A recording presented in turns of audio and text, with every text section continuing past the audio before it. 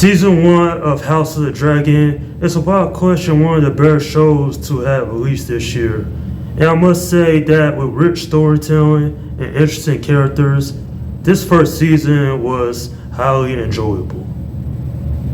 Man, what a fascinating new series this one is. For anybody who hasn't seen all 10 episodes, there will be spoilers in this one, so spoiler warning. So, this one was created by George R.R. Martin, the same man who had created Game of Thrones, and this takes place 172 years before Daenerys Targaryen became queen, and 100 years after the Seven Kingdoms is united. This new TV series is very entertaining, from the characters, to the costume designs, to the visual effects, to even the acting. It all comes together to make for a compelling narrative to the story. Like, this show throws a lot at you. There's a lot to learn in these 10 episodes, especially in the beginning, considering there's 3 time jumps. But it does make sense considering all these characters need to be aged up in order to move the story forward. One thing I will say, the House of Targaryen, they just as unpredictable as they are in the Game of Thrones series.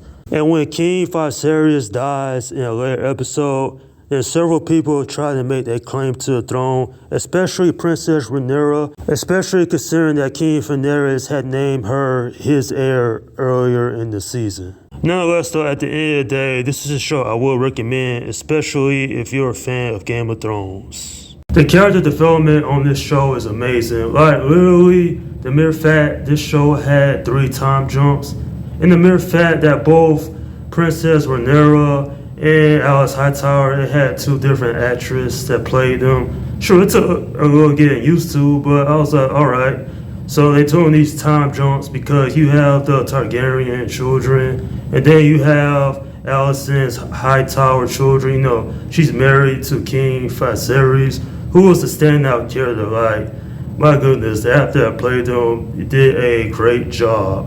And then there's his brother, Daemon Targaryen, complete wild card. He does whatever he wants. And I was saying to myself, you know, this show is written perfectly.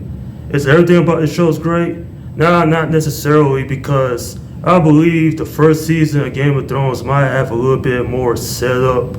But it's been a while since I saw the first season. But I do remember they did introduce the White Walkers on that show. But not having the White Walkers on this show, then it takes that away and just really focuses on the characters, you know, where they love or hate each other. And Alicent and Princess Rhaenyra, you know, they used to be close, especially when they were younger. But then, you know, she marries Rhaenyra's dad, and there's all kinds of things going on. But I will say that Sir Al Hightower, you know, he's the one whispering in, you know, his daughter's ear, like, hey, you gotta do this. You know, we gotta overthrow, you know, all these people. And, you know, it's a perfectly mix of action and just some character development that you really care about from this one. One thing I will say, that at the end of episode 10, when one of Queen Rhaenyra's children ends up dying, you know, she's angry, she's looking for revenge, and season 2 is always going to be about the war. You know, Geoff Martin might get on the war, but, you know, it's Dragonstone, it's the mere fact it's a new king, and, you know, all these elements just come together. It's like, wow, didn't the people who came up with this show really saying, oh, we're going to take up a notch for season 2? This is a show I highly enjoyed, certainly highlight the year, and season 2 is going to be great in my opinion. I'm giving this first season an 8 out of 10.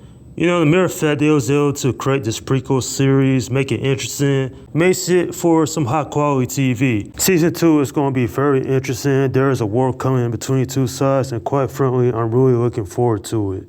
Every character gets their chance to shine. In this one, there was some shocking twists and turns I didn't see coming. And quite frankly, these 10 episodes have some rich storytelling. And another thing I want to say about this show, it is cool seeing all these dragons, considering Game of Thrones only had 3 dragons during its entire 8-season run. I don't know how many seasons this show will have, but if they can make it interesting for the foreseeable future, then I am there for it. And that is my review of the first season of House of the Dragon. Alright, leave your comments down below in the section and let me know what you think about this first season. Okay, this is Slim Guy 172 saying peace out.